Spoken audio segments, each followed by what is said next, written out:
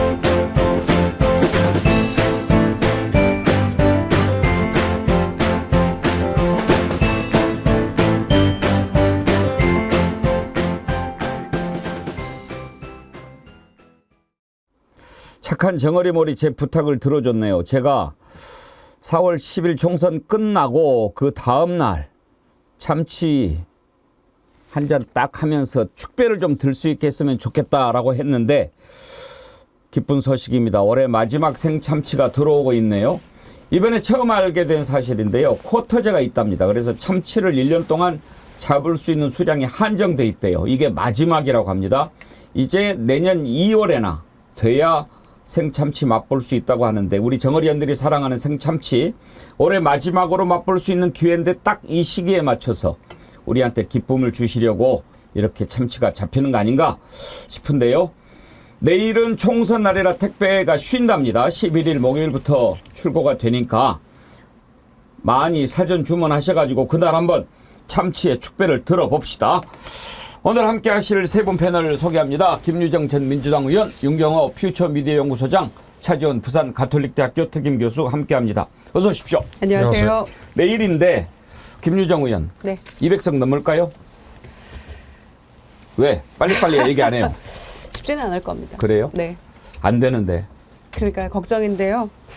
일단은 저는 과반 일당이 저의 목표고요. 과반 이런 거 중요하지 않다니까요. 제가 그렇게 피를 토하고 얘기했잖아요.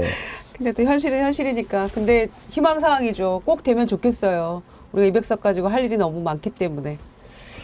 근데 과연 어떨지는. 과반 가지고 이건 뭐 저는 사실 이재명 대표 과반 의석 할 때 전략이라는 거는 알았지만 마음속으로 좀 불만이 있었어요. 민심은 그게 아니거든요. 뭐 안정적인 국정 운영, 뭐 독주 견제. 지금 이런 상황이 민심입니까? 만약에 그게 민심이라면 조국의 열풍은 어떻게 해석을 해야 됩니까? 윤경호 소장께서 생각하시는 민심은 온도가 어떻습니까? 글쎄요, 저도 200석 뭐 훌쩍 넘어서 탄핵 뭐 얘기하기 전에 툭하면 써먹는 비토권, 거부권, 그걸 좀 무력화시키는 게 행정부 견제에 가장 효율적인 입법부의 카드다. 그러려면 200석이 넘어야 된다 이렇게 생각하는데요. 현실은 김유정 의원 말씀처럼 왜냐하면 보수 세력들이 투표를 이거 투표 안 해야겠다, 투표 못 하겠다, 정말 부끄러워서 고개를 못 들겠다 이렇게 얘기했던 분들이 이러다가 뭐 어쩌고 저쩌고 그래서 이제 투표장에 나오는 사태 이건데 과거에 제가 이제 제 가까운 친구들하고 그런 거 많이 하거든요. 오늘 저녁에도 할 겁니다. 내일 결과 어떻게 될 건가? 예. 저희들 하는 말로 만원빵. 예. 예. 근데 이제 월드컵 축구 때 제가 배운 건데요. 희망사항은 따로 있고 돈은 현실에다 거는 거죠. 예, 예. 그래야 저도 예. 뭐 마음이 좀 괜찮죠. 예. 근데 지금 좀 저는 절박한 게요. 차재원 교수님한테는 네. 몇 석이나 될 것 같냐 이런 전망보다도 예. 만약에 예. 야권 세력이 200석을 못 넘긴다면 예. 그리고 국민의힘이 101석이 됐든 100석이 됐든 100석을 넘긴다면 예. 어떻게 될 것 같습니까? 그 다음에는. 윤석열 대통령은 그냥 자기 임기 다 채우고 끝까지 갈 겁니다. 그렇게 되겠죠? 최근에 보수 신문이죠. 그러니까 조선일보에 전 주필 김대중 주필이 선거지면 그냥 내려와라는 그걸 썼는데 그거는 뭐 사실 그러니까 어떻게든 국민의힘이 이번에 단독 가반을 못하게 될 경우에는 사실상 식물 대통령이다. 그렇기 때문에 차라리 내려오는 게 낫다는 식으로 이야기를 했지만 그거 들을 사람이 아니잖아요. 그렇기 때문에 아마 본인은 그러니까 헌법상 부여한 나의 모든 권한을 다 사용할 거야 라고 아마 고할 겁니다. 지금요, 만약에 뭐 과반 이런 게 중요하지 않다니까요. 100석을 넘긴다고 해봅시다. 3분의 2가 돼야 어떻게 됩니까? 탄핵도 할 수 있고 개헌도 할 수 있고 지금 많은 특검법안 가는 것마다 법안들 다 거부하잖아요. 3분의 2가 되면 다시 통과시킬 수 있습니다. 그렇게 하면 해야 됩니다. 그러면 많은 의혹들 다 밝혀낼 수 있습니다. 그렇게 안 하면 현행법으로 다시 거부권 행사한 법안을 어떻게 할 도리가 없습니다. 그래서 저는 절박하고 두려운 겁니다. 예견되지 않습니까? 왜 100석 이상을 주면 안 되는지 그 이유 정말 깨달아야 합니다. 어디 뭐 안일하게 한가하게 과반 의석 이런 소리를 합니까? 김대중 대통령이요. 왜 위대하신 분이냐면 정말 열심히 공부하고 꿰뚫고 그러면서 예언을 합니다. 1971년에 김대중 후보와 박정희 후보가 맞붙었습니다. 그때 장충단 공원에서 유세를 했습니다. 어마어마한 인파가 모였습니다. 그 자리에서 김대중 후보가 이야기합니다. 만약에 이번에 박정희 씨에게 표를 준다면 대한민국은 총통제가 될 겁니다. 나는 확실한 증거를 가지고 있다. 이렇게 얘기를 합니다. 그 얘기는 왜 나왔냐. 그 전에요. 3선 개헌을 했습니다. 박정희 씨가 한 번만 더 하게 해달라고 그랬어요. 그러면서 뭐라고 얘기했습니까? 만약에 이번에 나를 찍어준다면 다시는 여러분한테 표 달라는 소리 안 하겠다. 그렇게 얘기했어요. 표 달라는 소리 안 하겠다. 그 약속 지켰어요. 어떻게 지켰습니까? 국민들이 투표를 못하게 만들어버렸어요. 그래가지고 체육관에서 선거를 하게 만들었어요. 그렇게 해서 만들어진 것이 통일주체 국민회의인가 뭔가 하는 거예요. 10월 유신일 실시합니다. 1년 뒤에. 그때부터 어마어마한 독재가 펼쳐지지 않았습니까? 이런 역사를 우리가 기억을 해야 됩니다. 71년에 김대중 후보가 예언했던 그 내용 오늘 한번 다시 들어볼 필요가 있습니다. 그래서 준비했습니다. 보시죠. 이번에 정권 교체를 하지 못하면 이 나라는 박정희 씨의 영무집권의 총동시대가 오는 것입니다. 박정희 대통령은 명년에는 물러나야 합니다. 박정희 대통령이 10년 했으니까 물러나야 합니다. 절대 삼성 개헌해서는 안 된다. 피를 토하는 그런 연설을 했는데 그 내용도 한번 들어볼까요? 이경은 지금 진사 상태로 박정희 씨요, 당신에게 이 나라 민주주의에 대한 일선 양심이 있으면 당신에게 국민과 역사를 두려워한 지랄이 있으면 어떤 일이 들어도 삼성 개헌만 하지 마라.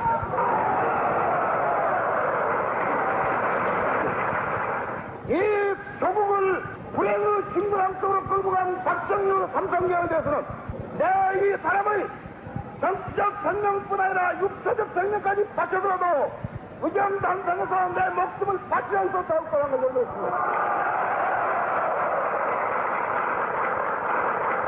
국민 여러분요, 국제의 변혁을 꿈꾸는 삼성개헌을 존재한다.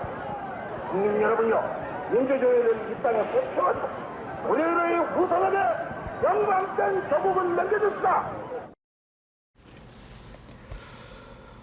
우리 김유정 의원님이 김대중 재단 이사시죠. 네. 우리 김대중 대통령의 연설을 듣는 마음이 좀 남다르실 것 같은데 정말 내다 보신 거죠. 예. 그 나라의 운명이라고 할까요? 미래를 바라보는 해안이 있으셨다고 생각을 하고요. 그 71년 연설은 정말 저 연설문 하나 가지고 있는데 기가 막힌 연설이셨죠. 그리고 뭐 정확하게 꿰뚫어 보신 거잖아요. 그런데 그대로 삼성 개헌했고 또 79년까지 그때까지 그 수많은 그 독재 정권의 뭐 진술을 제대로 보여줬다고 할까요? 국민들에게. 이제 그런 거에 대한 우려가 현실이 되고 말았는데 그래서 지금 이번 총선을 앞두고도 많은 국민들이 열심히 사전투표하시고 또 내일도 아마 못하신 분들 하실 텐데 투표장으로 달려가면서도 그 결과에 대한 여러 가지 예측과 우려를 동시에 하고 있는 게 아닌가 생각합니다. 우리가 역사를 반복할 수는 없는데 이 정권은 도무지 우리가 기대하거나 예측했던 것과는 너무나 다른 방향으로 양상으로 늘 가기 때문에 어떤 일이 벌어질지에 대한 두려움이 있는 거죠. 그래서 그 결과를 정말 우리가 이 염원하는 바대로 됐으면 하는 그런 바람이 있습니다. 내일 저녁 밤 한 10시, 11시 좀 늦어지겠죠. 수개표 하니까. 그때 정말 우리가 바라는 바대로 되는 순간이기를 기대해 보겠습니다. 저는. 다이애나 무님, 윤석열 얼굴에 철판 깔고 뻔뻔스럽게 사법체계 언론 장악하고 자기 이익에 온 나라 역량 써버리고 거짓말 밥 먹듯 하고 반드시 심판해야 됩니다. 이번 선거뿐 아니라 대선도 승리해서 뿌리를 뽑아야 합니다. 완전 장악 200석 필요합니다. 임정현님, 여러분 너무 두려워 심장이 떨립니다. 독재로 온 공권력과 언론이 민주당 악마화 하느라 발악을 할 겁니다. 단위님, 어떤 분 말씀처럼 어중간하게 앞선다면 야당 의원들 탈탈 털어서 의원들 배지 떼는데 혈안이 될 것 같습니다. 여러분들이 예상하는 일보다 더 무서운 일이 반드시 일어나게 될 겁니다. 만약에 저들에게 100석 이상을 주게 된다면 저들도 눈치를 채고 있습니다. 만약에 200석 이상이 야권에게 주어진다면 무시무시한 일이 벌어질 거라고 이야기합니다. 한동훈 위원장 얘기부터 들어볼까요? 200석을 가지고 뭘 할 것 같습니까? 200석을 가지고 그냥 대통령 탄핵만 할 것 같습니까? 아닙니다. 대한민국을 바꿀 겁니다. 200석 가지고 저는 이렇게 예상합니다. 200석 가지고 개헌해서 국회에서 사면권 행사하도록 하고 그래서 이재명 대표나 조국 대표 자기 죄를 스스로 사면할 겁니다. 여러분, 제가 과한 얘기 같습니까? 지금 이분들이 김준혁 후보나 양문석 후보에 대해서 하는 태도를 보십시오. 여러분의 얘기를 전혀 신경 쓰지 않습니다. 그냥 밀어붙입니다. 그런데 하물며 200석을 가졌을 경우에요, 그냥 여러분이 허락했다라고 둘러대면서 정말 이상한 행동 많이 할 겁니다. 여러분, 저분들의 문제는 우리의 상식에 하방 경직성이 없다는 거예요. 뭐든 실제로 할 수 있습니다. 우리가 에이 설마라고 하던 걸 실제로 할 수 있는 사람들입니다. 자, 한번 저 부분을 짚어보죠. 이제 저게 한동훈 스타일입니다. 한동훈식인데요. 200석 이상 가져가면 무시무시한 일이 벌어질 거다. 그건 정확히 봤습니다. 분명히 무시무시한 일이 벌어지게 될 겁니다. 그것은 저들에게 무시무시한 일이 벌어지게 되겠죠. 그런데 지금 이제 가장 중요한 부분에서 말을 비틉니다. 그게 한동훈 스타일이에요. 검사들 스타일입니다. 어떻게 말을 비틉니까? 이재명 조국 사면하는 것을 국회에서 만들 거다. No. 절대 그렇게 하지 않을 겁니다. 개헌해야 됩니다. 개헌하는데 대통령이 범죄자를 6개월 만에 사면해서 보궐선거에 내보내게 하고 이런 것 못하게 사면권을 제한하도록 할 겁니다. 대통령이라고 해서 지 마음대로 사면하고 지 마음대로 하고 이렇게 못하도록 대통령의 권한을 대폭 축소할 것입니다. 그리고 한번 어쩌다가 실수로 당선되면 5년 동안 나 모르겠다 마음대로 퍼지고 마음대로 해외여행 다니고 마음대로 술 마시고 이런 일 못하게 바꿀 겁니다. 그렇게 하자고 200석 개헌선 가지고 가자고 하는 겁니다. 그런데 말을 싹 비틉니다. 어떻게 하자고요? 뭐? 이재명 조국 사면을 국회에서 하자고요? 모르겠어요. 근데 그렇게 하자는 게 아니거든요. 200석 이상 되면 이재명 조국은 마음대로 할 수 있습니까? No. 국민이 있습니다. 우리 국민을 무시하는 말입니다. 저건. 200석 두렵겠지요. 그게 내일이라고 생각하니까 더 두렵겠죠. 조국 대표 200석 왜 저들이 두려워하는지 얘기합니다. 들어보시죠. 민주당 더하기 조국혁신당 등에서 200석을 얻으면 사면을 한다는 얘기인데 그게 이제 저는 그 말 자체가 이해가 안 되는데 우리나라 헌법상 사면권은 대통령에게 있습니다. 국회가 사면권이 없어요. 이게 무슨 말 하는지를 저도 법률적으로 잘 이해가 안 된다. 200석이 있으면 윤석열 대통령의 거부권 오남용을 막을 수 있습니다. 맞습니다. 윤석열 대통령이 거부권을 행사한 법안이 뭡니까? 김건희 특검법을 거부권 행사해서 날려버렸지 않습니까? 200석이 있으면 대통령이 거부권을 행사하더라도 다시 재발의해서 통과시킬 수 있고, 그럼 특별검사가 임명될 수 있고, 그 특별검사가 김건희 씨 및 김건희 씨의 생모, 최은순 씨의 주가 조작 등등의 범죄에 대해서 수사를 할 수 있습니다. 수사를 하고 기소를 하게 되면 200석이 우리가 확보되면 김건희 씨가 법정에 출두하는 모습을 모두 보게 될 것입니다. 윤경호 소장님, 한동훈이 몰라서 저렇게 얘기했겠습니까? 그렇죠. 사면권에 관한해서는 정말 윤석열 대통령과 그 주변의 측근, 특히 법무장관을 했던 한동훈은 입이 10개라도 할 말이 없죠. 저는 기본적으로 대통령에게 주어진 사면권 이거 절대 반대합니다. 이건 왕조시대 유물이거든요. 그러니까 입법, 사법, 행정이라는 삼권 분립의 정신이 이 자유민주주의 체제의 기본이라면 이거 위에 올라서 앉아 있었던 게 왕권이었죠. 왕이 뭐 얼마든지 벌 주고 얼마든지 사해 주고 하는 이런 건데 그걸 대통령제에서 국민에게 선출된 대통령제에서 그대로 유지한다. 이거 자체에 저는 문제가 있다고 봤는데 그걸 윤석열 대통령은 취임해서 첫 사면에 뭐부터 했습니까?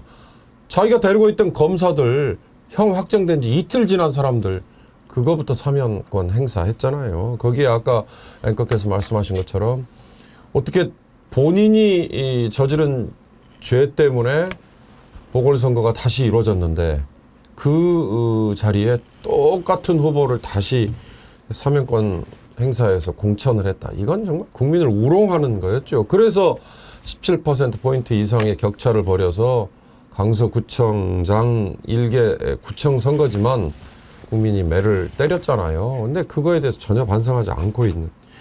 지금 사명권을 매개로 이렇게 얘기한다. 이거는 그 말씀처럼 이건 호도하는 거죠. 호도. 그러니까 200석이라는 게 지금은 이제 100석 아래로 국민의힘을 발을 묶지 않으면 의미가 없습니다. 이제 이 호소인데 이게 처음에는 과연 왜 이렇게 세게 얘기를 못했을까? 흔히 말하는 것처럼 좀 오만하게 비춰질 수 있다. 이게 오히려 역풍을 불러올 수 있다 이거잖아요. 근데 이제 하루 남은 상황에서는 저는 지금은 내가 어느 쪽에 투표를 할 건가라고 투표를 하려는 분은 이미 마음은 다 정했다고 봐요. 단 하나, 에이 나 이번에 투표 안 할래라고 했던 분들이 투표장에 가는 현상. 이제 이거를 과연 어느 쪽이 촉발시킬 거냐. 아, 100석 아래로 못 가야 됩니다. 라는 말에 사명감을 가지고 나가실 거냐. 아니면 보수 진영에서는 그래? 이거 100석 아래? 이렇게 가? 그러면 큰일 났네? 라고 해서 그걸 막겠다는 생각으로 나올 거냐. 이건데 뭐 거듭 말씀하셨습니다만 200석 이상 되면 이제 거부권 무력화할 수 있죠. 개헌 선이죠. 탄핵할 수 있죠. 하나 더 있거든요. 국회의원 제명도 가능해요. 물론 이게 뭐 얼마나 효율적으로 써먹힐 수 있을지 모르겠습니다만 현행 제도 하에서는 그렇다는 얘기 드립니다. 시리트 배원님, 국민 여러분, 정권 교체 이후 도대체 뭐가 좋아졌지요? 내일 심판하지 못하면 건설, 소상공인 등 줄도산이 이루어져서 IMF 때보다 더 힘든 대한민국이 될 겁니다. 3년 기간 몇 명이 죽을지 모르겠습니다. 국민 여러분, 하나가 되어서 심판합시다. 오늘 슈퍼챗을 보내시는 분들이 20에 맞춰서 보내주시는 분들이 많습니다. 김광호님은 10만 원이나 보내주셨는데 김상학님 2만 100원, 봄봄님 2만 원, 소량님 2만 1000원, 보수영님 2만 원, 김혜비님 2만 1200원. 제가 원래 액수를 잘 소개를 안 해드리는데 왜 이렇게 합니까? 200석을 넘겼으면 하는 그 간절한 바람을 여기에 실어서 보내시는 거라고 믿습니다. 김혜비님 2만 1200원 보내시면서 민주당 212표 될 거예요. 화이팅 그러셨고요. 보수영님 TV 2만 원 보내시면서 이번엔 국민이 정권과 대통령을 투표로 거부권 행사합시다. 투표해야 이깁니다. 그러셨는데 마음은 이렇게 간절한데 차정 교수님 200석 넘을 수 있을까요? 사실 우리나라가 민주화 이후에요. 지금 총선이 8번째인가 그러는데 사실 그 투표를 통해서 어느 한 진영이 200석 넘게 갖고 간 적이 있습니다.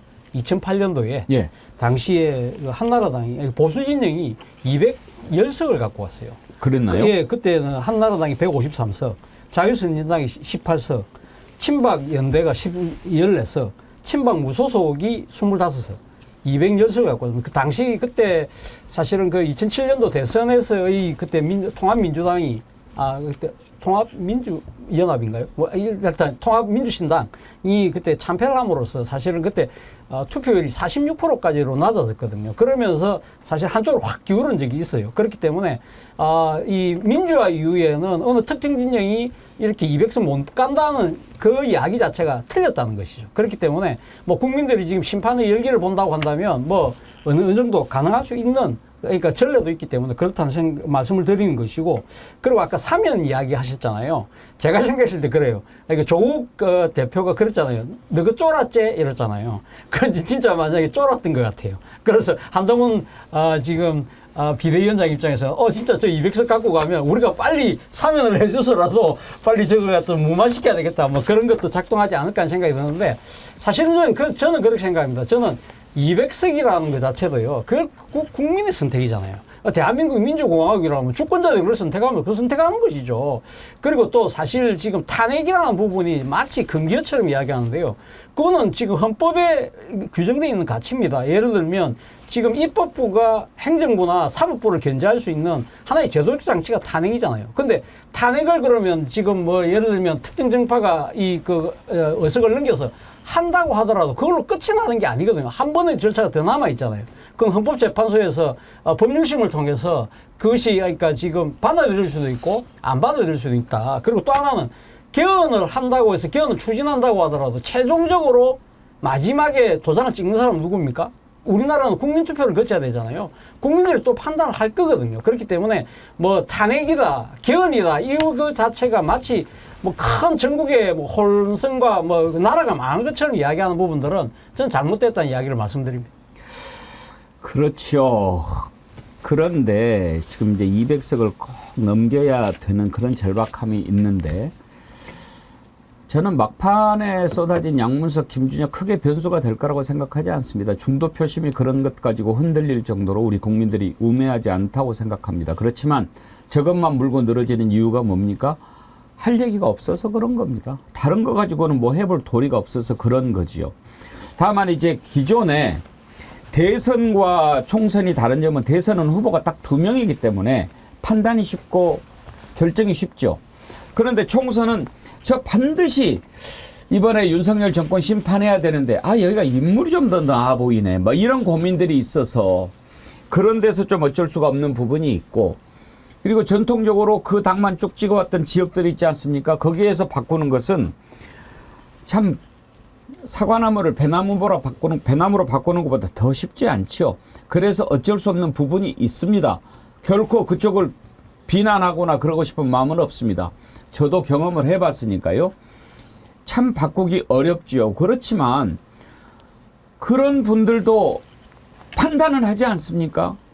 이 정권이 얼마나 무능하고 무도하고 무책임한지 판단은 할 수 있지 않습니까? 그런 거를 정말 이번에 잘 생각해서 대한민국이 망하지 않도록 함께 힘을 좀 모아야 됩니다. 지금 막판에 가면서 선거 전략은 박빙 지역 이런 곳에서 조금만 힘을 쓰면 이길 수 있는 곳 여기에 이제 모든 화력을 쏟아붓고 있는데 민주당이 가장 신경 쓰는 곳은 일단은 수도권과 낙동강 벨트입니다. 낙동강도 지금 많이 변하고 있다. 이런 얘기가 나오는데 서울에서는 가장 지금 신경을 쓰는 곳이 동작입니다. 그 이유는 나경원 후보가 그쪽에서 오랫동안 해왔고 비록 한 번 쉬었지만 여전히 여권의 대표 주자 중에 한 사람이라는 것 하나 있고 상대적으로 이번에 나온 민주당 후보 유사명 총경이 인지도가 좀 낮기 때문에 여기에 많이 화력을 지금 쏟아붓고 있는데 이재명 대표 어제 7번째 갔습니다. 아마 나경원 후보 무지하게 힘들 거예요. 많이 쫄았을 거예요. 일단 이재명 대표 어제 찾아가가지고 뭐라고 얘기했는지 들어보시죠. 우리 유삼영 후보님 지원을 겸해서 동작에서 반드시 이 정권을 심판해야 된다. 유삼영이 이기는 게 중요한 게 아니라 나경원 후보가 이 정권 출범에 큰 역할을 했고 이 정권의 주축 중에 하나이기 때문에 반드시 지난 2년간의 실정에 대해서 책임을 물어야 된다라고 해서 자주 오고 있습니다. 여러분. 나경원 후보께서는 개항을 후보 이재명이 왜 자꾸 동작에 오냐고 불만이신 것 같긴 하던데 그러나 여러분 지역구가 중요한 게 아니라 국민의 삶이 이 나라 운명이 더 중요한 것 아니겠습니까? 지금 지역구에는 후보를 내지 않고 비례대표에만 후보를 낸 조국혁신당의 조국 대표도 동작도 찾아가고 또 강릉에 찾아가고 이렇게 좀 조준해서 유세를 하고 있는 것 같은데 조국 대표 얘기도 들어보시죠. 표현이 좀 그렇습니다만은 응징 투어라고 저희들 컨셉을 잡았습니다. 응징 투어. 응징 투어. 그러면 예를 들어서 충청도를 갈 때 어딜 갈까 했더니 이토로 히로부미를 찬양한 분이 계시더라고요. 있죠. 이런 분. 그건 좀 가야겠다. 가야겠다. 그다음에 또 최상병 사건 관련해 가지고 있죠. 이종섭 전 장관과 똑같이 출국 금지가 된 사람인데 후보로 출마한 데가 있어요. 있죠. 이런 데를 골라가고 있습니다. 어. 근데 저희 당에서는 응징 투어란 말로 응징 하고 투어. 제가 가는 아하. 곳에 왜 갔는가 생각해 보시면 그렇고 오늘 내일도 뭐 수도권을 갈 것인데 저희가 조금 저런 분은 정말 4월 10일 이후에 TV에서 안 나왔으면 좋겠다는 분들 그 장소를 찾아가려고 합니다. 아, 그렇구나. 저런 전략이 좀 먹히고 있는 것 같아요. 김유정 의원. 예, 이를테면 신범철 전 차관 지역, 차관 예. 갑인가 그렇죠. 그리고 성일종 의원이 이토 히로부미 뭐 장학금 얘기하다가 또 했었잖아요. 뭐 그런 지역들 얘기하고 있는 것 같아요. 그래서 이 선거판 속에 막 혼재돼서 여러 가지 뉴스들이 막 연일 엄청나게 쏟아져 나오잖아요. 그러는 가운데 우리가 막 너무 못하고 너무 실정인데 우리가 이걸 어떻게 해야지 하고 있을 때 우리가 이채양명주가 된 거잖아요. 잊지 말자는 거였잖아요. 딱 일목요연하게 정리할 수 있는 거. 그러니까 조국 대표도 그런 것을 타겟팅 해가지고 잊어버리기 쉬우니까 딱딱 찝어가지고 지금 저렇게 투어를 하고 있는 것 같은데 저것도 뭐 적절한 전략이라고 보여지고요. 아까 차재원 교수님 말씀하신 때가 그때가 바로 18대 국회였습니다. 민주당이 80석밖에 못했거든요. 그때 제가 의원을 했던 건데 진짜 할 수 있는 게 없었어요. 그때는 다행히 국회 선진화법이 이제 만들어지기 전이어서 저희가 밥 먹듯이 했던 게 이제 몸싸움이었죠. 몸으로 맞고 터지고 맨날 그랬었는데 80명 가지고는 진짜 할 수 있는 일이 없어서 자괴감에 빠지고 우리가 뭘 할 수 있을까 앞으로 막 이런 그 절망감에 빠져 있을 때가 많았는데 그래도 일당백으로 열심히 싸웠고요. 그때는 어떤 시절이었냐면 이런 거죠. 장관 해임 건의안을 내고 싶은데 100명이 있어야 되잖아요. 그래서 우리가 친박연대 가가지고 사정해가지고 동의받고 이랬거든요. 뭐 거의 거부권 행사하면 그만인 일이었어도 우리가 정치적으로 어떤 액션이라도 좀 해보자. 맞서서 싸워보자. 이런 것 때문에 친박연대 의원들 사정해가지고 우리가 그 사인 받아가지고 100명 해임 건의안 내고 했었는데 그런 시절을 생각하면 지금은 그래도 우리가 많은 의석을 가지고 있습니다만은 이 정권에서는 100세석 가지고 지금 온갖 악행을 다 저지르고 있잖아요. 시행령으로 뭐 거부권으로. 그러니까 반드시 200석이 정말 간절하게 저희는 필요한 거죠. 민주당 지지자분들께서는 조국 대표 좀 비판하면서 무조건 1-3 몰빵해야 된다. 조국 띄우지 마라. 그렇게 얘기하시는데 저는 그렇게 생각하지 않습니다. 3번도 중요하고 9번도 중요하고요. 국민의힘이 100석 이상만 안 가져가게 하면 되는 겁니다. 여기에서 갈라칠 필요 없습니다. 물론 민주당 지지하는 분들은 당연히 1-3 생각하겠죠. 그런데 민주당이 이기고 지고 이게 중요한 승부가 아니라고 생각합니다. 어떻게 해서든지 윤석열 정권을 심판하는 것이 가장 중요합니다. 그거 이상도 그거 이하도 없습니다. 결승 아이디 쓰시는 분인데 이채양명주가 뭡니까? 아직도 이채양명주를 모르는 분이 계십니다. 이게 현실입니다. 결승님, 제가 정리해 드릴게요. 지금 이 정부에 얼마나 많은 의혹이 있습니까? 그리고 얼마나 많은 비리가 있습니까? 이것을 심판해야 됩니다. 그 심판하기 위해서 우리가 반드시 이번에 200석 이상을 가져가야 되는데 그중에 가장 대표적인 것 5가지를 꼽아서 우리가 이채양명주라고 이름을 붙인 겁니다. 결승님도 잘 아시잖아요. 이태원 참사 어떻게 했습니까? 최수근 상병 사망 사건 수사 외압 의혹 그거 드러날 것 같으니까 어떻게 합니까? 그 당사자를 호주로 몰래 빼돌리지 않았습니까? 양평 고속도로 의혹은 어떻습니까? 대통령 취임하기도 전에 그쪽에 다 고속도로 종점 바꿔가지고 김건희 일가 땅값 얼마나 올라갔습니까? 이거 밝혀내지 않습니까? 명품백 받아먹은 거 국민들이 다 지켜봤는데 지금 수사합니까? 주가 조작은 어떻습니까? 이채양명주 이 의혹을 밝히자. 그렇게 해서 우리가 만든 게 이채양명주입니다. 결승님 이제 아시겠죠? 왜 심판해야 되는지 아시겠죠? 그런데 어떻게 합니까? 만약에 특검법 만들어도 국민의힘이 100석을 넘어버리면 거부권 행사해버립니다. 대통령이 거부권 행사하면 여기서 3분의 2를 가지고 있지 못하면 아무것도 못합니다. 지난번 계속 국회에서 우리가 봤지 않습니까?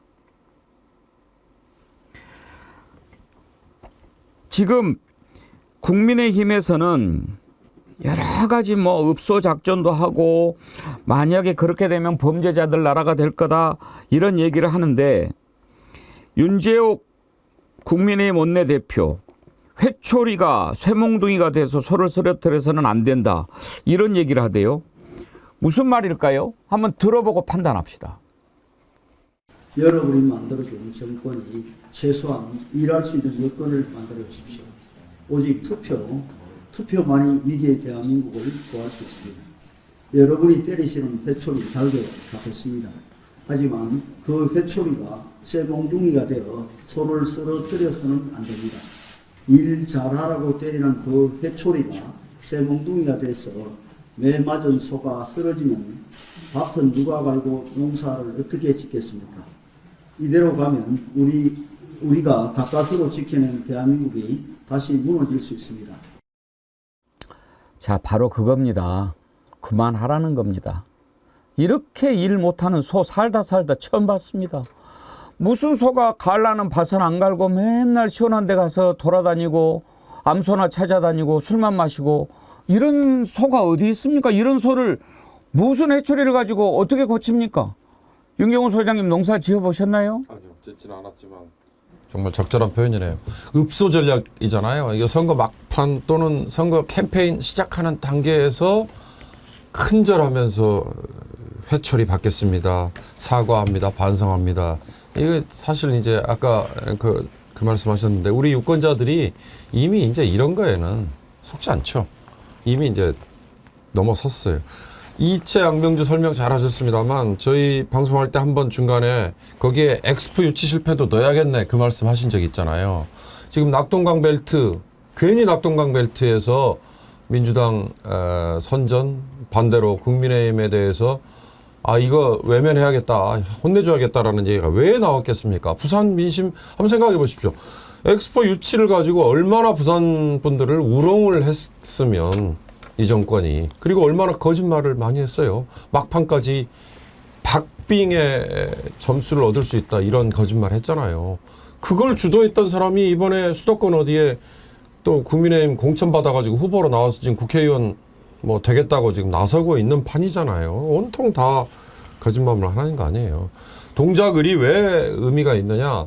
저는 다른 여러 가지 부여를 할 수 의미 부여할 수 있겠지만 저는 딱 하나 그거라고 봤습니다. 나경원이라는 여권의 자칭 거물, 뭐 타칭이든 뭐 거물이라고 하는 정치인에게 완전히 정치 신인을 갖다 붙여놨더니 처음에 10%포인트 이상의 격차가 확인이 됐지 않았습니까? 여론조사에서. 근데 이게 점점 좁혀지고 있는 추세가 보인다. 왜? 중간에 이종섭, 황상무, 대파 이런 것들이 거기에 더 씌워져서 개별 인물에 대한 평가보다 정권 심판을 역시 해야 되는구나. 그거에 대한 상징이 딱 모아진 게 전 동작 의리였다. 그리고 이번 선거는요.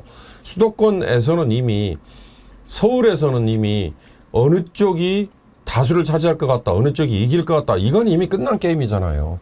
뭐 죄송한 말씀입니다만 강남, 서초 등등의 일부 지역 빼고는 나머지는 대부분 지금 야권 진영이 더 유리하다는 거니까 그런 점에서는 어디가 승리를 해야 이 수도권 서울은 한쪽 진영이 가져간다. 이거에 대한 바로미터는 이미 이제 사라졌어요. 없죠. 그러니까 그런 점에서 동작을이라는 이 지역구가 큰 어떻게 보면 상징성과 함께 의미를 갖는 곳이 돼서 그래서 저는 정말 나경원을 유삼영이라는 신인이 과연 쓰러뜨릴 수 있을까? 이거는 역전의 아주 상징이 될 수 있는 거니까 그래서 저는 끝까지 한번 주목을 해보고 싶습니다. 최정 교수께서 예. 그 윤지혁 원내대표 얘기를 들으면서 어떤 생각을 하셨는지 궁금해요. 그러니까 하고 있다는 건 어느 정도 인정을 하는 것 그렇죠. 같기는 합니다만은.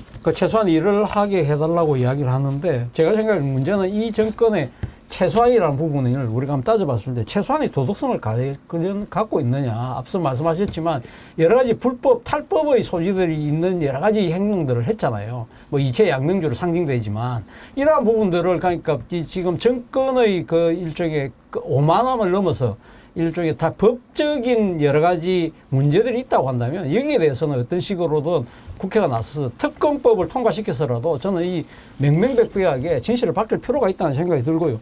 그리고 또 하나의 최소한의 우리가 또 따져볼 부분은 최소한의 능력이라는 것이죠. 사실 윤석열 정권이 들어서고 난 뒤에 지금 대한민국의 경제, 안보, 또 사회적 갈등과 이런 부분들이 얼마나 지금 이 악화일로를 치닫고 있잖아요. 이런 부분들을 따져본다고 했을 때 과연 최소한의 일을 할 수 있도록 표를 달라? 그 이야기를 할 수 있을까? 이 상당히 좀 후한무치하다는 생각이 듭니다. 일신우일신님, 광우병 걸려서 일은 안 하고 논밭을 마구 짓밟아서 망치는 손은 필요 없습니다. 천사섬님, 지금도 밭은 국민이 갈고 있습니다. 손은 해외여행만 다니고 술만 처마시고 돌아다녔지요. 그런 손은 잡아서 온 동네 잔치를 해야 됩니다. 살다 저 이런 손은 처음 봅니다, 김유정 의원님. 그러니까요. 저는 윤재옥 원내대표의 저 얘기를 통해서도 여전히 정신 못 차리고 있다는 생각이 먼저 들었습니다. 그러니까 뭐 회초리, 쇠몽둥이 이런 얘기를 떠나서요. 위기의 대한민국을 구하기 위해서 일하게 해달라고 그러는데 이 지금과 같은 위기의 대한민국을 누가 만들었습니까? 2년 사이에 이렇게 나라를 쑥대밭으로 만들어버린 정권은 아마 전무후무할 거라고 저는 생각하고요. 그 부분에 대해서 사과하고 반성하고 정말 잘못했습니다 라고 얘기는 못할 망정 위기의 대한민국 운운하는 것은 정말 염치 없다는 생각이 들고요. 대한민국을 누가 이렇게 만들었는데 지금 위기의 대한민국을 마치 야당이 이렇게 만들었습니까? 이 부분에 대해서 처절한 반성과 사과가 여전히 보이지 않는다는 점에서 저거는 여전히 악어의 눈물이라고밖에 볼 수 없고요. 한동훈 위원장 막 계속 말이 오락가락 하지 않았습니까? 우리는 뭐 읍소하거나 큰절하거나 하지 않겠다는데 곳곳에서 후보들이 큰절하고 있더라고요. 그러니까 그만큼 이 절박함을 못 느끼고 있다는 것이 여전히 한동훈 위원장의 생각이다. 이렇게 보여집니다. 읍소 전략을 짜는데요. 거기에는 업소로 대응해야 됩니다. 업소. 절대 줄 일 없소. 그리고 이제 일 더하게 해달라고 제발 이야기하지 마세요. 안 하는 게 도와주는 겁니다. 일하지 마세요. 제발 일하지 마세요. 문제는요. 읍소 전략이 저는 무서운 게 그걸 조금이라도 이제 눈물 흘리고 막 칭칭 짜면 우리 국민들 마음이 좀 약해지잖아요. 그래서 그래 뭐 이렇게 하면 그걸 그 눈물을 기억을 하면 좋은데 그렇게 할 사람들입니까? 제가 아까 얘기하지 않았습니까? 상상할 수 없는 무시무시한 통치가 이루어질 겁니다. 이재명 대표도 읍소 전략을 경계해야 되는 이유가 바로 거기에 있다고 이야기합니다. 들어보시죠. 자신들의 무능과 무책임, 무대책에 대해서 책임을 지지 않고 용서를 바란다면서 눈물로 다시 국민들을 속이고 있습니다. 국민의힘의 눈물쇼는 유효기간이 선거 전일까지입니다. 지금까지 그랬습니다. 이번도 그럴 것입니다. 주권자 여러분께서 확실하게 책임을 물어주시기를 다시 한번 간곡히 부탁드립니다. 자, 이렇게 이유는 당위성은 확실히 우리가 살펴봤는데 실제로 그러면 내일 최종 심판일에 우리가 바라던 그 결과가 나올 수 있을까? 그래서 11일 날 정말로 우리가 축배를 기다리던 생참치와 함께 들 수 있을까? 한번 좀 따져봅시다. 일단 여야의 선거대책위원회 상황실이 보고 있는 그런 분석부터 한번 들어보고 싶은데요. 민주당의 김민석 실장이 어떻게 전망했는지 먼저 들어보겠습니다.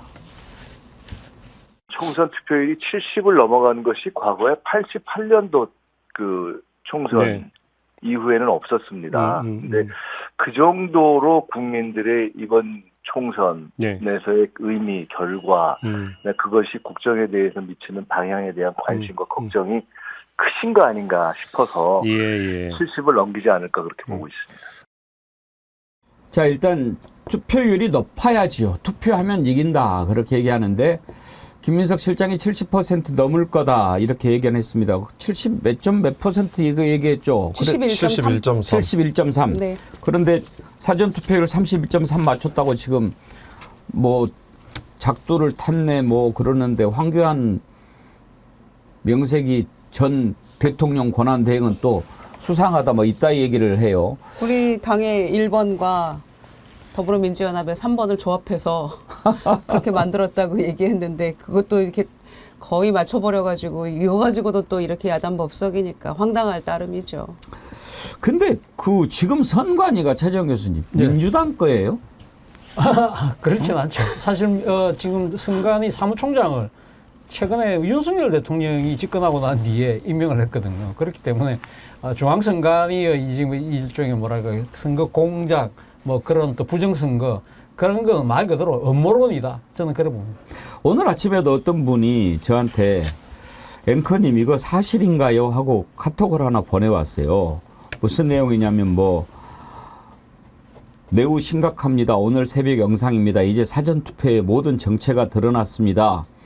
뭐 이 극악한 범죄 사실을 모든 국민에게 전달해 주시고 이번 총선은 무효고 뭐 막 이렇게 하면서 영상을 이렇게 보내면서 누가 이거 보냈는데 정말일까요? 하고 보낸 거예요. 아마 이제 뭐 투표함에 관외 투표함에 이렇게 담는 거 개표함에 그거를 보고 뭐 이게 저 사전투표 조작이다 그렇게 얘기하는 것 같아요.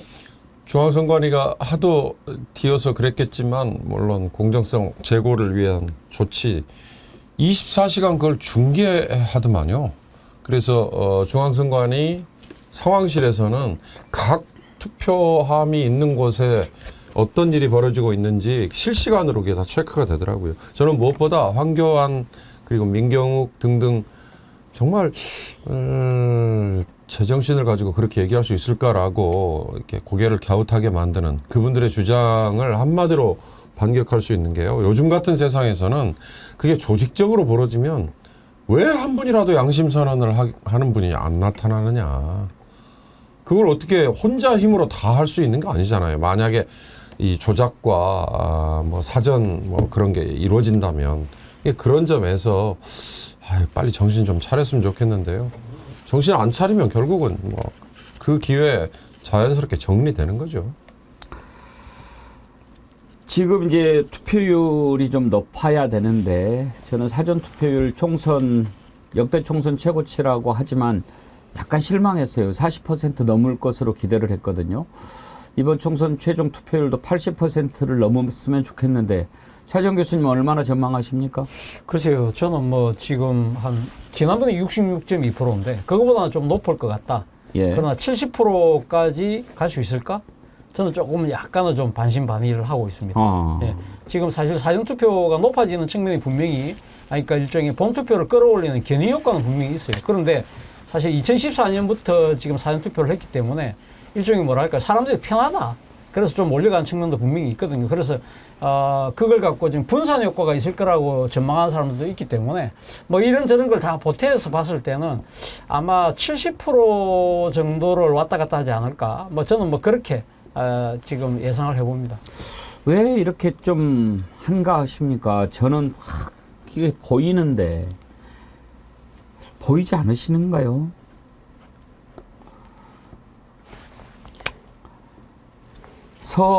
JH님, 소가 일만 안 하는 게 아니라 주인한테 발길질도 하고 집도 들이받아서 무너뜨리려고 하니 쇠몽둥이로 잡아야 한다고 생각합니다. 신원철님, 일 못하는 소는 잡아서 몸보신하고 관리기로 갈아엎으면 됩니다. 요즘 기계가 잘 발달되어 있습니다. 만약에 이번에 제대로 심판하지 못하면 여러분들 분명히 제가 오늘 여러분께 드린 말씀 기억하십시오. 슬피 울면서 이를 갈게 될 것입니다. 동백이님, 저는 어지럼이 있어서 본투표하려다가 혹시 몰라서 괜찮을 때 사전투표하고 왔습니다. 여러분 투표하십시오.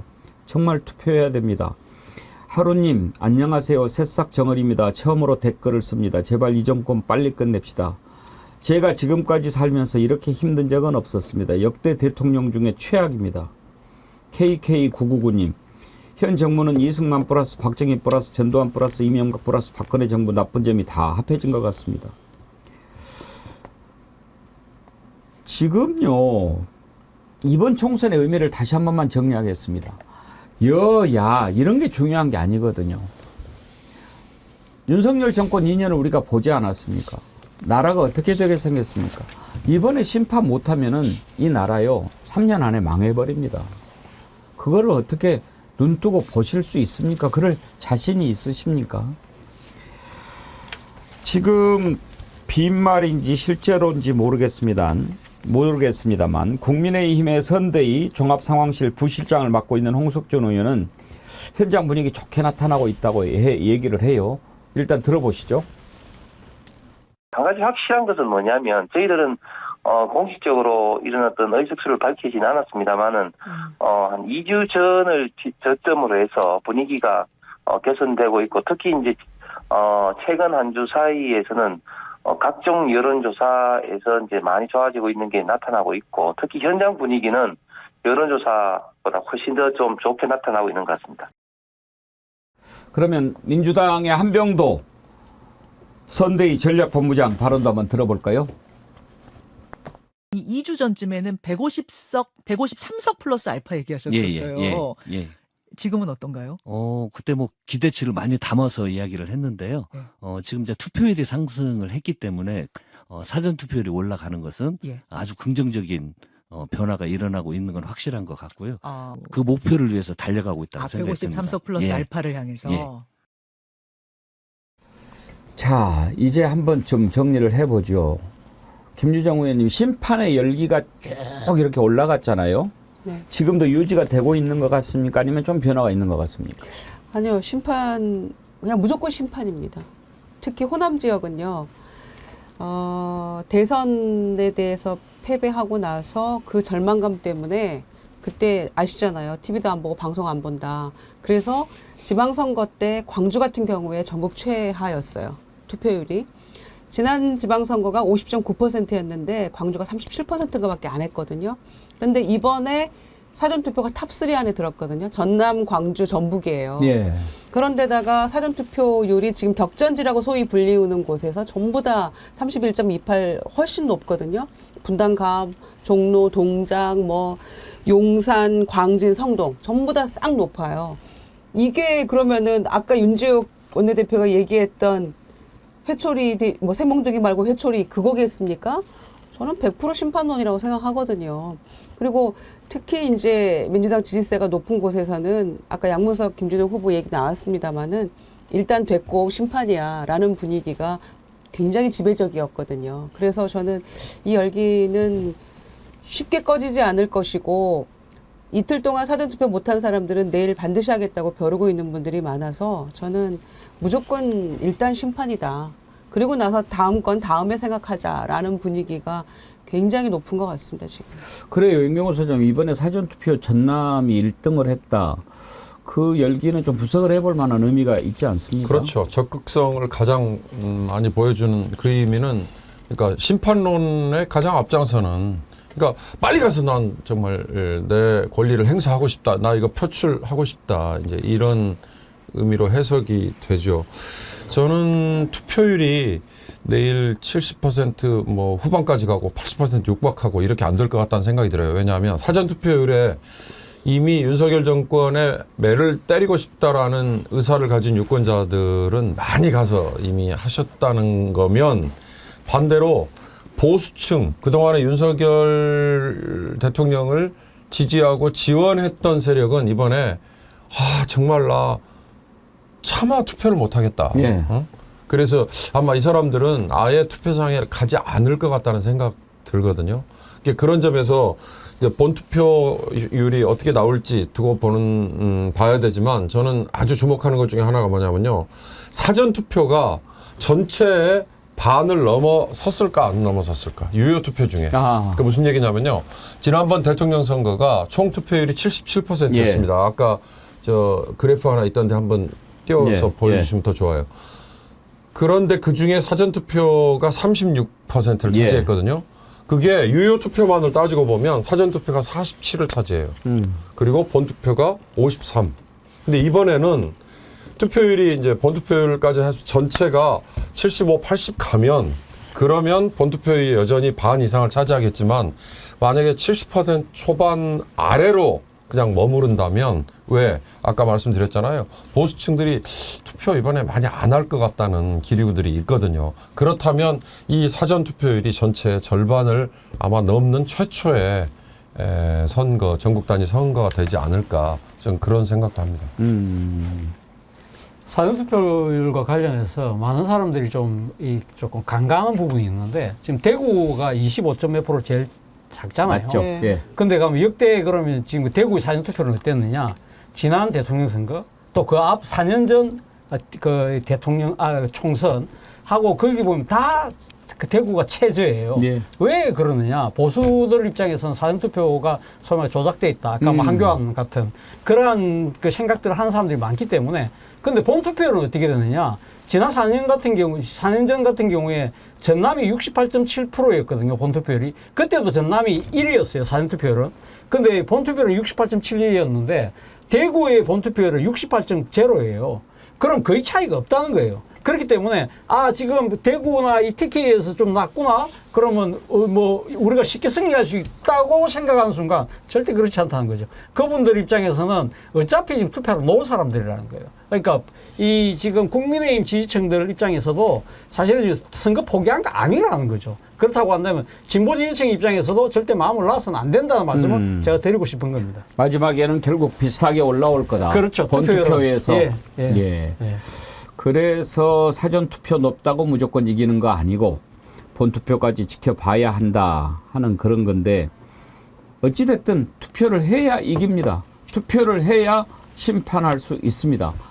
1심, 2심 우리 정의원들은 다 그때 투표를 하셨을 거라고 믿습니다만 혹시라도 불가피하게 못하신 분 계시면 내일 반드시 투표하셔가지고 심판을 해야 합니다. 고운정님, 지금 나라 망하기 일보 직전입니다. 이번 선거에서 지면 저들은 모든 권력을 총동원해서 정적 제거에만 몰두할 겁니다. 공무원들도 일은 안 하고 복지부동할 거고요. 자기들 3년 후를 대비할 건데 어떻게 국민 삶을 챙기겠습니까? 제발 이번에 압승하지 않으면 나라 정말 망합니다. 예, 고운정님 저하고 생각이 같으십니다.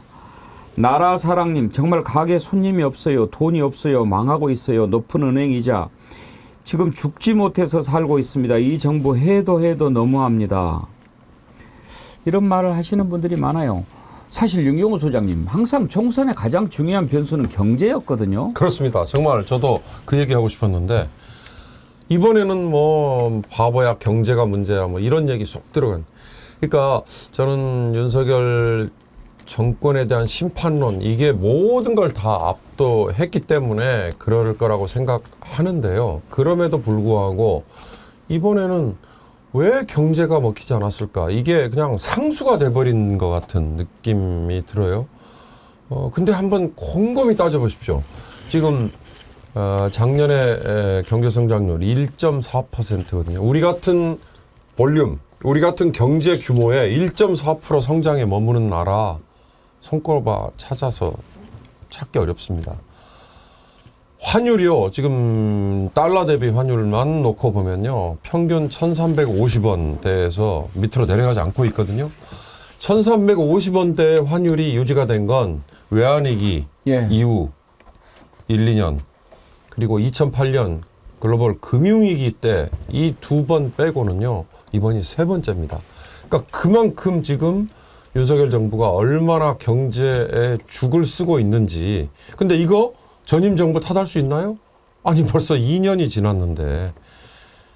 그런 점에서도 저는 이 경제 이게 얼마든지 유권자들이 지금 정부의 무능력에 대해서 회초리를 때릴 수 있을 거라고 봐요. 근데 그게 이제 물가 이거에만 그냥 묻혀가지고 대파, 물론 뭐 상징적으로 대파에 모든 게 다 함축돼 있긴 합니다만 이 선거 이후에 정말 정부의 무능력이 계속 이어진다면 우리 경제가 어떻게 될지 정말 걱정스럽습니다. 그러니까 야당만 때려잡느라고 중앙지검 반부패 수사부가 오늘 아침에 경향신문에도 좀 보도가 됐는데 야당 인사 때려잡는 수사만 하느라고 기업 비리에 손 놓고 있다는 거예요. 이게 다 경제하고 직결되는 문제 아닙니까? 그런데 뭐 대장동이나 50억 클럽이나 뭐 돈봉투나 거의 야권 수사에만 매몰돼 가지고 내부에서조차 야 적폐 수사 너무 오래 하는 거 아니냐, 야당만 너무 이거 오래 수사하는 거 아니냐라는 얘기가 나올 정도라고 하니까 이미 뭐 미려 짐작할 수 있는 거고요.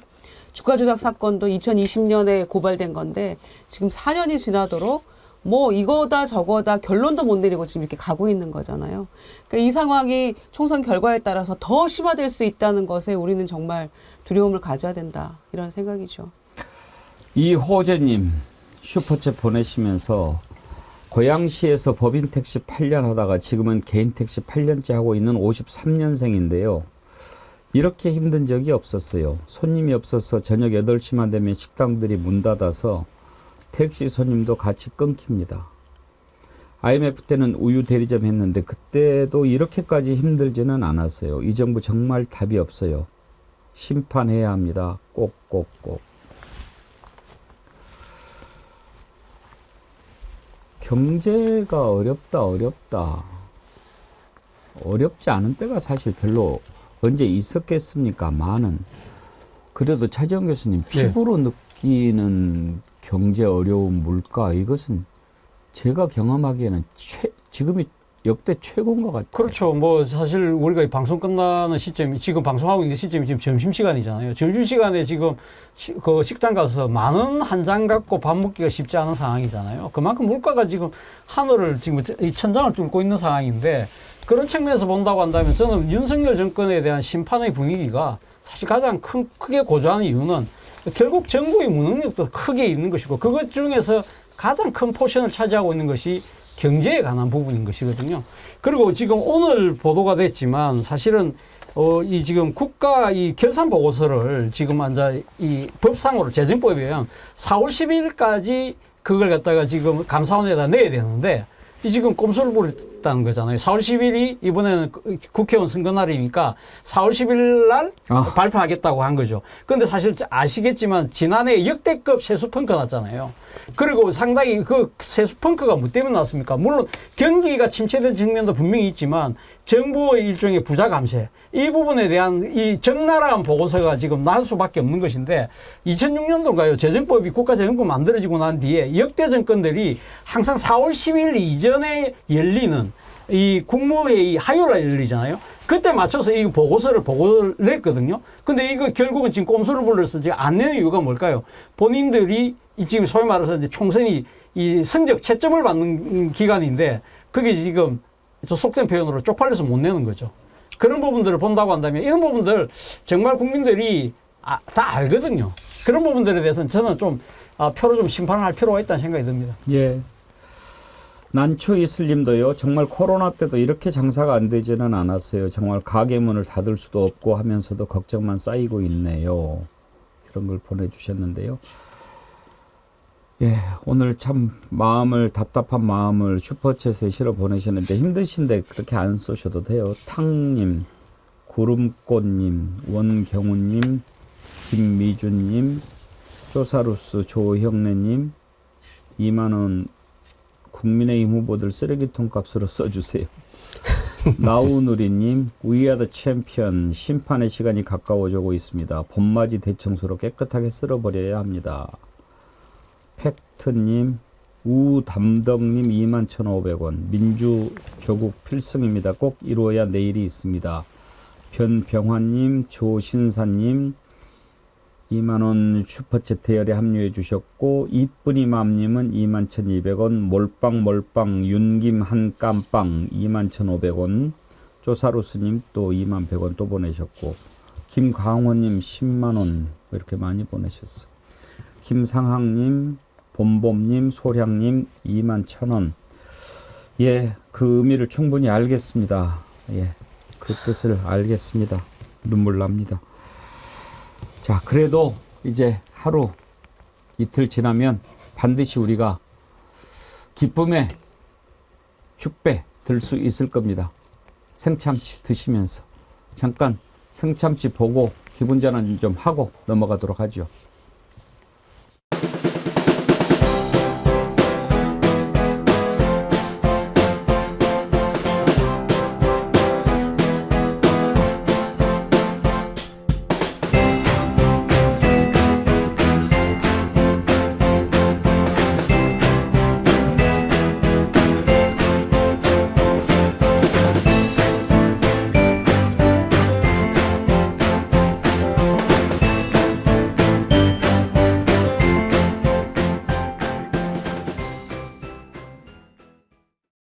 차지원 교수님은 지난번에 그걸 드셔보신 거예요?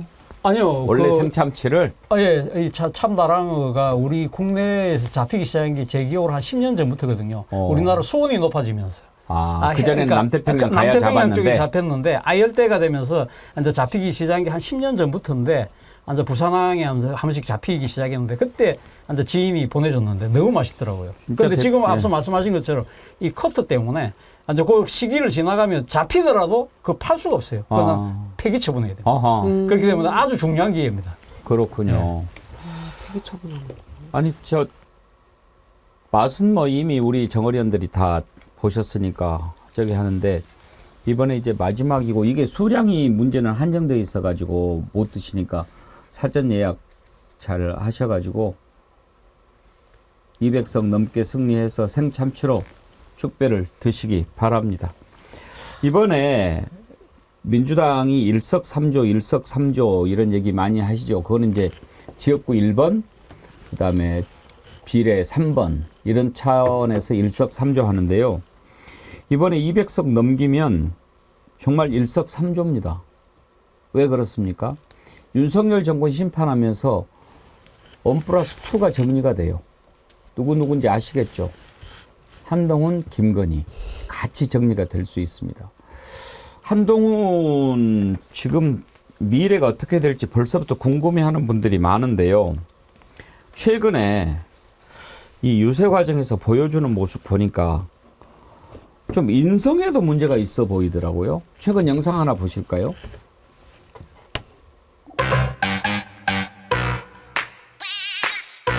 하는 게 없습니다. 대한민국을 지키고 이 나라가 잘 되길 바랍니다. 고맙습니다. 한동훈 비상대책위원장님께 다시 한번 큰 박수 부탁드리겠습니다. 여러분, 뒤로 한번 돌아주시면 우리 후보님. 잠깐만요. 제가 아까 발언한 것 중에 선거법상 비례대표는 해서는 안 된다고 합니다. 그 말씀은 철회하겠습니다. 아셨죠? 마음은 이해합니다.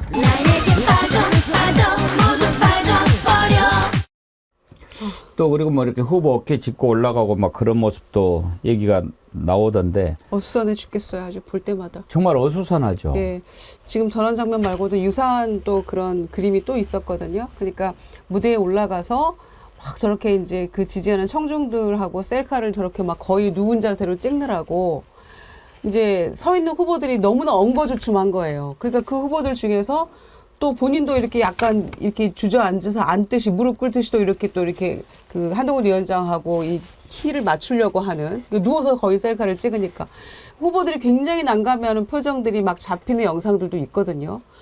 왜 저렇게 하는지를 모르겠어요. 도대체 너무 정신이 없고 어선해서 딱 지금 이 나라 모습 같죠. 한동훈 위원장의 모습이. 딱 보면 알지 않습니까? 윤경호 소장님, 우리가 대선 때 윤석열의 어떤 그 품성을 보지 않았어요. 저는 기억나는 게 몇 가지 장면이 있는데 넥타이 뭐 이렇게 저기 할 때도 막 이렇게 욕하고 막 성질내고 마이크 관련되고 있는데 뭐 그것도 뭐 반말짓거리 하면서 저기 하고 아주 그냥 그 안하무인 그냥 그 인격이 다듬어지지 않은 그런 모습들 봤는데 기차 타고 가다가 발 올린 거. 발 올려서 맞아요. 대표적이죠. 그 이제 남들이 나를 보고 있지 않다는 전제하에 그럴 때는 항상 그런 모습 그냥 서슴없이 하는 거다 이거죠. 한동훈이라는 저 정치인도 지금까지 본인이 구가했던 것 같은 그런 인기, 뭐 환호 이런 것만 있으면 정치 얼마나 쉬웠겠어요. 꽃길만 타고 가다가 뭐 국회에서 뭐 답변 좀 잘하는 걸로 법무장관으로서 인기 막 올라간 걸로 착각을 했다가 그래서 이제 임명직 비대위원장 완장 하나 차고 정치판에 뛰어들었는데 막 인기 오른다 그러니까 이거 이렇게 쉬운 거구나 했는데 이제 저런 모습은 뭐냐 결국은 훈련되지 않은 그리고 원래 몸에 배어 있는 오만함이나 아니면 아주 주변 사람을 배려하지 않는 이제 그런 게 무의식 상황에서는 저렇게 발현이 되는 거거든요. 그러니까 저는 뭐 아까 앵커께서 자연스럽게 정리한다 이렇게 말씀하셨는데 이 정치인 한동훈처럼 이렇게 단명에 끝나는 이런 예도 아마 전례가 없지 않을까 그런 생각이 들어요. 말하는 본새도 갈수록 그 이제 본색이 막 드러나고 품위가 없고 말마다 뭐 괴짜가 들어가고 막 그렇더라고요. 그런데도 뭐 투표율이 우리 때문에 높아진다 그런 얘기를 하던데 자아도취돼 있는 상태죠. 한번 들어보실까요? 여러분 투표하셨습니까? 사전 투표하셨습니까? 투표율이 높아졌죠? 우리 때문입니다. 우리 때문입니다. 우리는 이번 선거부터 사전 선거에서 승부를 봅니다. 우리의 기세를 보여주십시오. 우리가 범죄자들을 이길 거란 기세를 사전 투표로부터 보여주십시오. 저희가 잘 관리할 겁니다. 믿으세요. 걱정하시는 분도 있으십니까? 그냥 믿으십시오. 수개표할 거고 절대로 저희가 지금 행정부를 맡고 있지 않습니까? 걱정 마시고 투표하십시오. 3일 동안 싸우는 세력과 하루 동안 싸우는 세력이 어떻게 싸움이 되겠습니까? 무조건 오늘 투표하시고 오늘 못하셨으면 내일 하십시오. 말은 저렇게 하는데 이제 뭐 사전투표 독려 안 하겠다 그런 얘기도 처음에 했었고 차지원 교수님. 제가 최근에 방송에서 뭐 보수 패널이 저보고 그러더라고요. 한동훈 위원장 너무 못하고 있는 거 아니에요? 이렇게 저한테 뜬금없이 물어보는 겁니다. 그래서 왜 그런 말씀하세요? 이러니까 자기가 봤을 때는 정말 불만이 많다는 거예요. 이 지금 총선을 치르는 것이 아니라 대선을 치르고 있는 것 같아요. 한동훈 자기 선거를 하고 있다는 거죠. 맞아요. 그리고 또 하나의 문제는 너무 지금 메시지가 상대에 대한 일종의 뭐랄까 말꼬리 잡기 식으로 가고 있다. 그런 부분들을 자기도 짜증이 난다는 거예요. 그리고 또 그 친구가 지적했던 문제가 뭐냐면 이 여당 대표로서의 비전, 정책, 담론 이런 걸 보여주지 못하고 있다. 그렇기 때문에 사실은 이 중도의 그 표심을 끌어오는데 한계가 부딪힐 수밖에 없다는 이야기를 아주 대놓고 저한테 이야기를 하더라고요. 뭐 저보고 좀 그걸 자기는 말을 못하니까 대비를 좀 해달라고 했는지 모르겠는데 어쨌든 제가 그 이야기 들으면서 야 보수 내에서도 참 분위기가 지금 싸하네 하는 생각을 했습니다.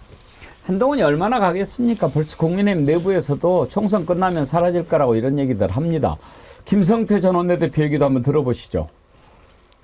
총선을 이기기 위해서 소방서로 들어온 한동훈 위원장의 역할은 여기까지여야죠.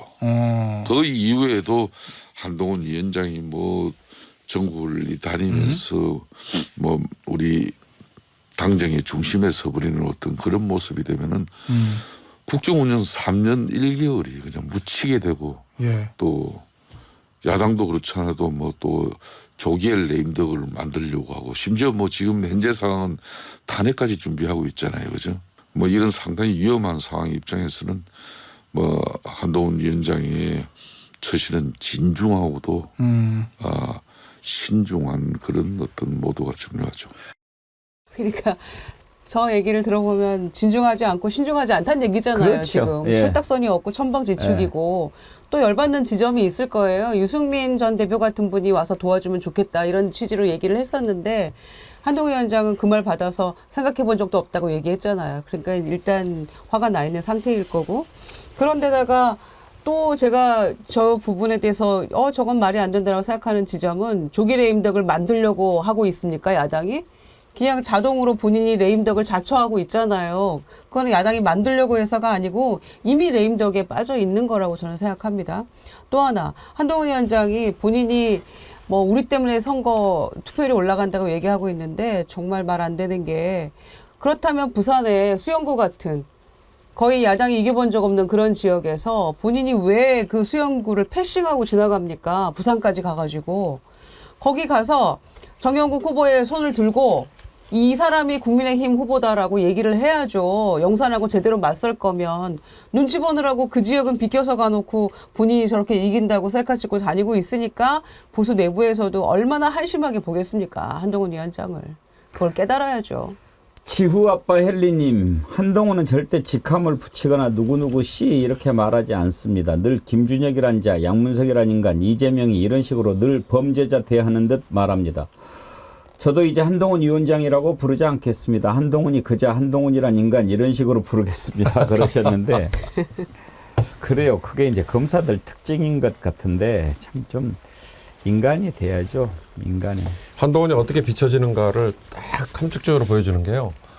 SNL이라는 쿠팡 플레이에서 물론 하니까 제한적으로 볼 수 있습니다만 거기에 정성호라는 개그맨이 너무나 한동훈의 핵심을 찝어가지고 잘 잡아서 흉내를 하죠. 내거든요. 네. 근데 그걸 보면서 한동훈이 저렇게 국민에게 비춰지고 있는 걸 그 정성호라는 개그맨이 탁 집어내잖아요. 맞아요. 그러니까 본질 아까 얘기하신 뭐 여당 이 비대위원장이라는 게 어찌됐든 여당 대표잖아요. 여당 대표로서 국가 경영에 뭔가 집권 여당으로서 역할을 해야 되는 비전 정책 이런 거보다는 큰 말꼬투리 한마디 잡고 그다음에 깐죽거리고. 질문하는 기자한테 그 의미 뭐 알고 하는 겁니까? 뭐 이런 류의 그걸 저는 그 개그맨이 분석을 하고 있는데 그걸 보면서 많은 분들이 공감을 하는 거기에 한동훈이 이렇게 비춰지는구나. 그렇다면 정치인 한동훈은 이미 이제 끝이다. 저는 그 생각이 딱 들더라고요. 그렇죠. 성대모사를 잘한다고 하는 것은 단순히 목소리를 비슷하게 내는 것. 아닙니다. 이게 중요한 그 게 아니고. 한동훈의 본질을 꿰고 있는 거거든요. 그 사람이 어떤 사람인가를 딱 끄집어내는 맞습니다. 거죠. 맞습니다. 저도 그거 볼 때마다 참 절묘하다, 기가 막히다, 참 일인자다 그렇게 생각하는데 헛간죽거리고 아무것도 아닌 것을 크게 부각시키고 그러는 모습. 그걸 국민들이 더 보고 싶어 하겠습니까? 그래서 이번에 일석삼조 얘기를 하는데요. 제가 왜 이번에 사전투표율 40%도 넘고 본투표까지 해서 최종 80 넘을 거다 이렇게 기대를 했냐면 재외국민 투표율이 보여줬던 것에 좀 고무된 바도 있었던 것 같습니다. 62.5%인가요? 62.8%. 62.8. 네. 역대 최고인데 우리가 흔히 그런 말 합니다. 외국에 나가면 애국자가 된다. 밖에 나와서 보니까 우리나라 참 잘 되면 밖에 나가서 사는 분들이 어디냐? 나 코리아다. 그러면 그냥 오 대단한 나라 이렇게 할 때 얼마나 참 뿌듯하겠습니까? 언젠가부터 코리아 위축이 되는 거예요. 저 사람들 우리나라를 어떻게 볼까? 그래서 나라가 망하는 모습을 망가지는 모습을 더 보고 싶지 않아서 그런 마음이 바로 몇 시간 넘게 비행기 타고 가서 투표 한 번 하고 오게끔 그렇게 만들지 않았을까요? 62.8%. 테드 리님, 미국에 사는 편입니다. 온 국민이 투표하시길 마음으로 기도합니다. 처음으로 고국에 있는 지인들에게 투표 꼭 하시라고 연락했습니다. 이 선거를 통해 새로운 역사, 새로운 대한민국이 열리리라 믿습니다. 정어리TV 화이팅 하셨는데 테드리님 진심으로 감사합니다. 투표가 애국이에요, 차지영 교수님? 네, 투표가 애국입니다. 그렇죠. 네, 투표가 애국이죠. 아까 재외국민 투표 말씀하셨는데요. 예. 재외국민 투표가 아까 68.2%를 했습니까? 상당히 높게 62.8. 62.8 상당히 높게 했는데 일각에서는 이걸 좀 폄훼하는 시각도 있습니다. 예를 들면 재외국민 수가 뭐 몇십만 명인데 거기 지금 투표율이 62.8%라는 거는 그러니까 내가 본인이 투표하겠다고 이 지금 요청을 해서 투표인 명단에 들어가 있는 사람들 중에 온 사람들을 계산했기 때문에 전체 재외국민의 수에 따지면 뭐 4점 몇 %밖에 안 된다. 그렇게 폄훼하는데요. 저는 그건 아니라고 생각합니다. 사실은 이 지금 어떻게 보면 재외국민 투표 같은 경우는 사실은 이런 문제가 그 문제는 이렇게 봐야죠. 예를 들면 재외국민 투표들 같은 경우 미국 같은 경우는 지금 일종의 뭐랄까요. 그러니까 대사관과 총영사관이 있는 곳에서 투표를 할 경우에는 진짜 말씀하신 것처럼 비행기 타고 가고 10시간 차 운전해서 가야 되거든요. 저는 이렇다고 한다면 이런 부분들에 대해서는 소위 말해서 우편 투표 같은 경우도 저는 허용하는 식으로 이 좀 쉽게 참여할 수 있는 제도로 바꿔야 되는 것이지 전체의 지금 이렇게 재외국민 수에 비해서 이거 투표하겠다고 등록한 사람 수가 적다. 그렇기 때문에 그걸 폄훼하는 것은 잘못된 논리다는 생각이 듭니다. 왜냐하면 재외국민 투표 시스템이 지금 다 동일한 조건 하에서 이루어졌거든요. 그런데 이렇게 높다는 것은 굉장히 의미가 있는 거죠. 지난번도 이번에도 똑같은 동일 조건이었는데 투표율이 올라갔잖아요. 근데 그게 상징하는 바가 있는 것인데 전체 숫자는 몇 안 된다. 뭐 이런 식으로 폄하하고 싶은 희망사항이겠죠. 그렇죠. 이경희님 사전 투표하고 나니 왜 이리 시간이 더디 가는지. 얼른 결과와 승리의 기쁨을 만끽하고 싶은데 우리는 이 나라 주인입니다. 투표 꼭 하고 잘해서 주인인 척하는 저자들을 내려앉힙시다. 정말 이제 내일 반드시 투표하셔야 됩니다. 투표하지 않으면 바뀌지 않습니다. 투표를 우리가 이 투표 용지를 종이 탄환이라고 그러지 않습니까? 피로 쓴 종이 탄환입니다. 이 피로 쓴 종이 탄환이 저 무도하고 무능하고 무책임한 정권의 심장에 날아가서 박혀야 합니다. 그래야 끝장낼 수 있습니다. 내일 반드시 투표하셔야 됩니다. 날씨가 좋아도 날씨가 나빠도 하셔야 합니다. 마지막까지 정말 그 여러 가지 저기 하는데 지금 뭐 별짓을 다 하지요. 뭐 그런 일들이 앞으로 더 많이 일어날 겁니다. MBC가 오죽하면은 뭐 복면가왕? 네. 그 9주년 행사를 미룬다는 거 아닙니까? 총선 이후로. 왜? 굿자 들어가니까. 약간 놀리려고 그러는 것 같기도 하고. 뭐 이러니까 이제 구구단도 없애야 된다 이런 말도 나오던데. 그 MBC의 보수를 표방하는 삼노조라는 데서 오히려 꺼낸 얘기가 더 매를 벌었더만요. 아, 매를 벌었다기보다 그러니까 이제 그런 취지를 그런 의도를 가지고 있어서 뭐 문제가 된다 이렇게 얘기를 먼저 꺼냈잖아요. 그러니까 마치 이번에 중앙선관위에 대파 들고 갈 수 있습니까? 라고 물었더니 그거 안 됩니다라고 지침 내렸습니다. 그래서 실제로 경향신문 기자가 뭐 가서 실제로 팔을 가지고 한번 해보려고 했더니 막았다고 했잖아요. 예. 그래서 그렇게 보도를 했지 않습니까?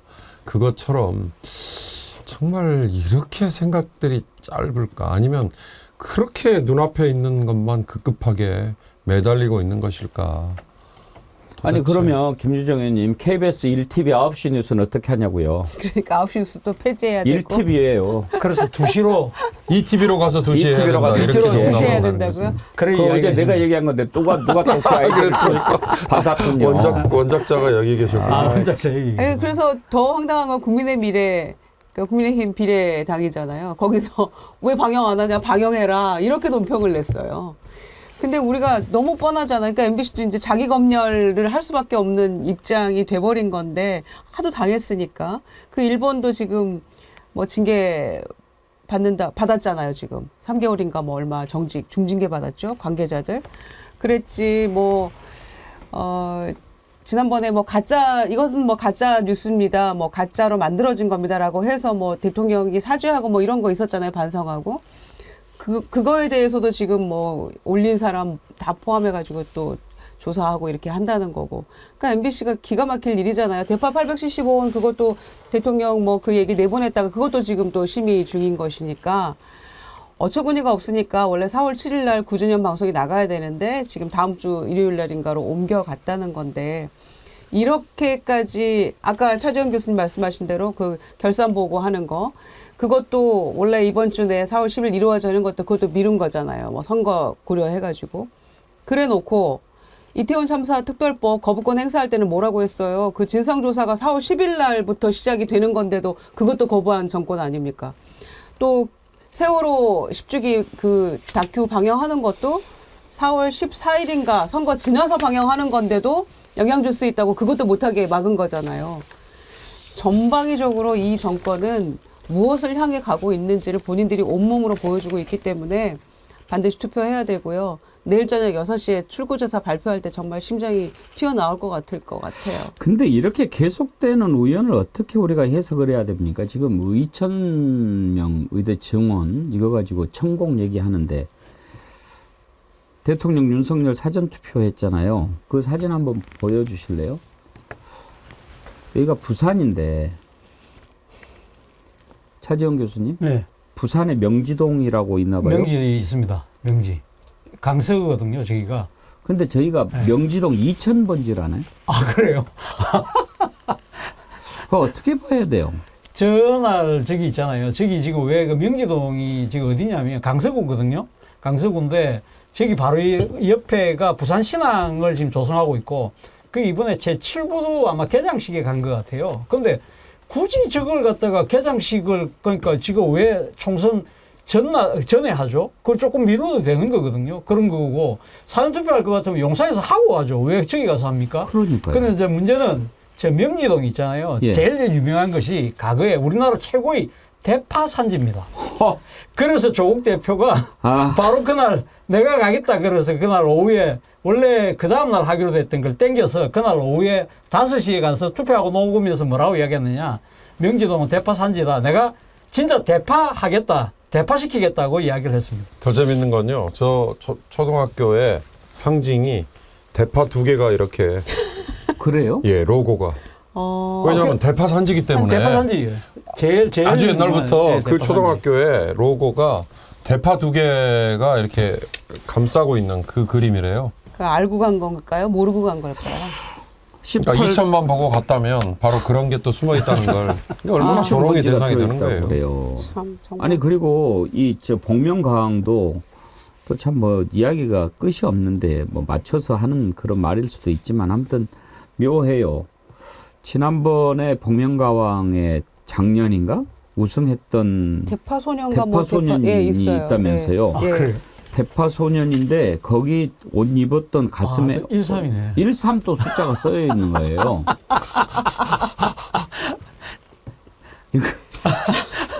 야. 아니 저 3번 번호는 올해 3월에 정해진 거 아닙니까? 그거를 누가 이렇게 지금 미리 알고 했다는 거예요? 이번에 아이, 진짜. 정말 그 권력기관들, 행정기관들 장난치는 것도 반드시 좀 심판을 해야 되는데 지금 그 사전투표소에 카메라 설치했던 사람 이번에 경찰이 입건하지 않았습니까? 네. 수사하고 있는데 조국 혁신당 뭔가 특정 정당 소속이라고 이렇게 이제 밝힌 거예요. 아니 조국 신당이 언제 생겼어요? 유튜브 말고 그거 아니고 윤석열 대통령 AI 영상 가상으로 영상 만든 사람이던가 아까 말씀드린 거예요. 예. 네. 그 영상. 그거를 또 거기다가 갖다 붙인다는 게 그게 말이 돼요. 그 영상 나온 게 11월이고 조국 신당 만들어진 건 3월인데. 3월이고 그 뒤에 이제 당원이 돼서 부산시에 뭔가를 맡고 있는데 바로 이제 직위 해제시켰다는 거죠. 그렇지만 그 영상은 이미 조국 신당과 관계없이 작년에 만들어져서 다 이렇게 널리 알려져가지고 우리가 다 보고 지난번에도 그 얘기 했던 바가 있잖아요. 이미 영상에 이거 가짜라고 적혀 있는데 이거를 어떤 방법으로 제재를 한다는 얘기냐 그랬었는데 기어이 이제 하고 마는 거죠. 그리고 또 양문석 건도 말이죠. 금감원 그렇게 빨리 뭐 되니 안 되니 뭐 범죄니 어쩌니 그런 이야기를 할 수 있나요? 그래가지고 지금 그런 말이 떠돌아다니게 만드는 거예요. 양문석은 뭐 국회의원 당선돼도 뭐 저 사법 처리돼가지고 국회의원직 잃게 되니까 찍을 필요 없어요. 이런 말이 나오게 만든다는 거예요. 그러니까 그러니까 왜 그런 얘기가 나오냐면 금감원 소관도 아닐 뿐더러 새마을 금고는 그런데 대구시의 7개 그 새마을 금고에서 300억대 허위 대출 문제가 있어서 피해자가 어마어마하다는 거예요.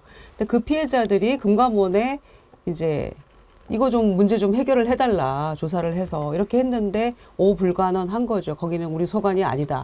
이렇게 해놓고 양문석 후보 건에 대해서는 뭐 득달같이 정광석화처럼 금감원장에 내가 책임지겠다 이러면서 하니까 이게 말이 되느냐라고 당에서 지적하고 있는 거죠. 여러분 투표는 애국입니다. 나라를 살리는 길입니다. 한 분도 빠짐없이 투표하시기 바랍니다. 슈퍼챗 함께해 주신 분께 감사드립니다. 마지막으로 소개해드리고 마치죠. 크림소다님, 이번 총선 무조건 민주당이 승리해서 이 무도한 정권 심판해야 합니다. 제이스 쿠키님 13,000원 13이시죠? 이선혜님, 단풍짜장님, 최한영님, 탁님 슈퍼챗으로 송원해 주신 여러분들께 감사드립니다. 오늘 좀 절박한 심정으로 투표 하루 전날 백운계 정치 1번지 진행했는데요. 여러분 정말 함께 세상을 좀 바꾸는데 마음을 모아주시기 바랍니다. 그래야 이 무도한 정권을 끝장낼 수 있습니다. 내일은 투표날인데 내일도 여러분 함께 할 겁니다. 내일 11시에 다시 한번 만나도록 하시죠. 오늘 함께 해주신 세 분 패널 감사드리고요. 우리가 요즘에 그렇게 끝내고 있어요. 제가 함께 하면 갑시다. 그렇게 해주시면 돼요. 함께 가주실 거죠? 네. 네. 여러분 함께 갑시다. 고맙습니다. 여러분 고맙습니다. 내일 오전 11시에 다시 뵙겠습니다.